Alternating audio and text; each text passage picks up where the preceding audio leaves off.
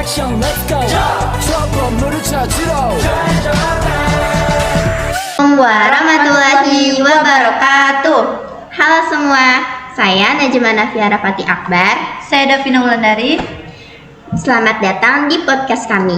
Pada kesempatan ini, kita akan membahas sebuah kasus tragis yang terjadi di Makassar, yaitu pembunuhan yang dilakukan oleh seorang suami terhadap istrinya karena kecemburuan. Nah, kita akan mengaitkan kasus ini dengan teori sosiologi, khususnya pemikiran Auguste Comte tentang gejala sosial dan teori konflik. Kita juga akan membahas dampak yang ditimbulkan dari kasus ini dan solusi yang bisa kita ambil sebagai masyarakat.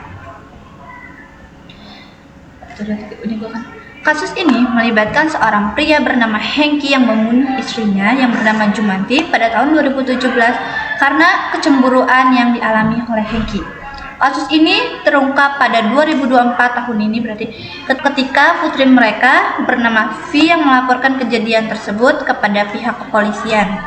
Selama bertahun-tahun, jasad Jumanti ini disembunyikan di halaman belakang rumah mereka dan rumah tersebut disewakan tanpa diketahui oleh penyewa bahwa ada jasad terkubur di sana.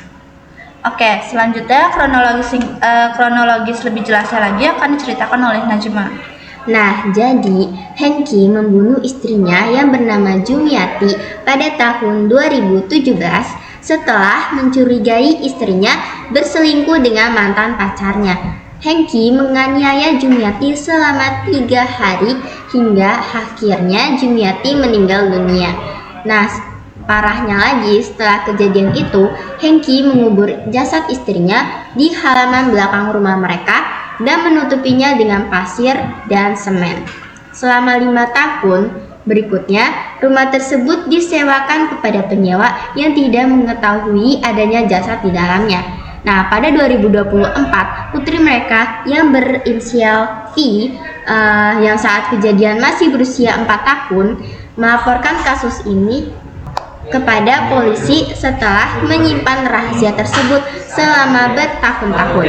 Polisi kemudian menemukan jasad Jumiati di bawah tanah dan Hengki pun mengakui perbuatannya.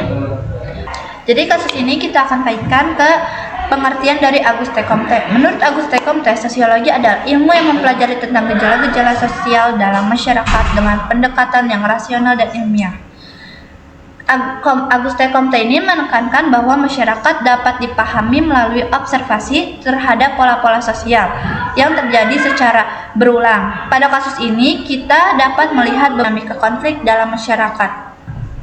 Dalam teori konflik kekerasan dalam rumah tangga yang dihadapi oleh Hengki dan Jumiati ini seringkali disebabkan oleh dominasi patriarki di mana suami merasa memiliki kendali penuh atas istrinya. Ketidaksetaraan gender di dalam rumah tangga mereka menyebabkan Hengki merasa berhak untuk melakukan kekerasan terhadap istrinya yang bernama Jumiati itu atas kecemburuannya.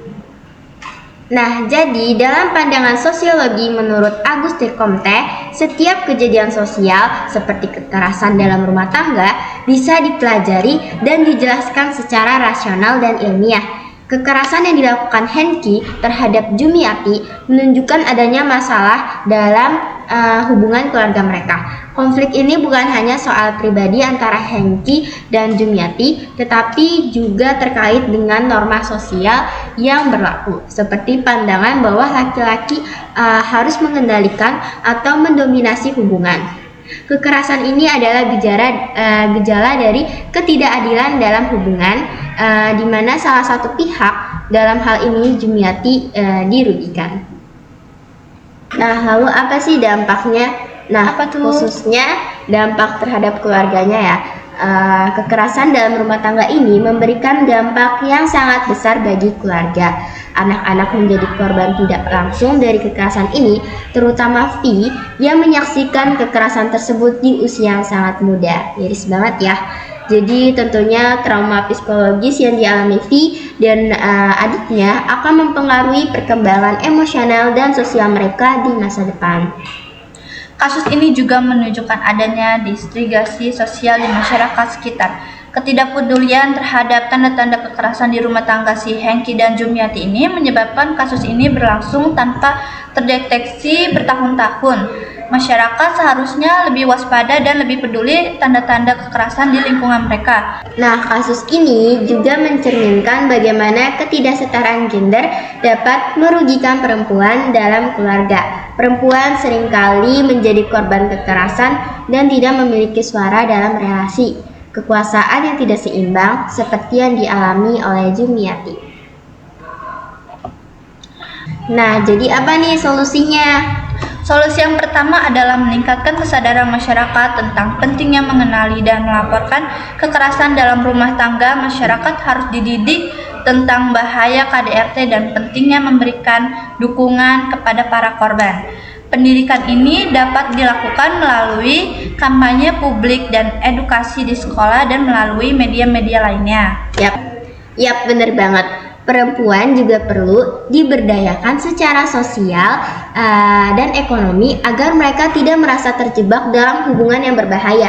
Program-program pemberdayaan perempuan harus difokuskan pada peningkatan keterampilan, pendidikan, dan akses terhadap bantuan hukum. Hal ini akan membantu perempuan yang menjadi korban KDRT untuk melindungi diri dan anak-anak mereka.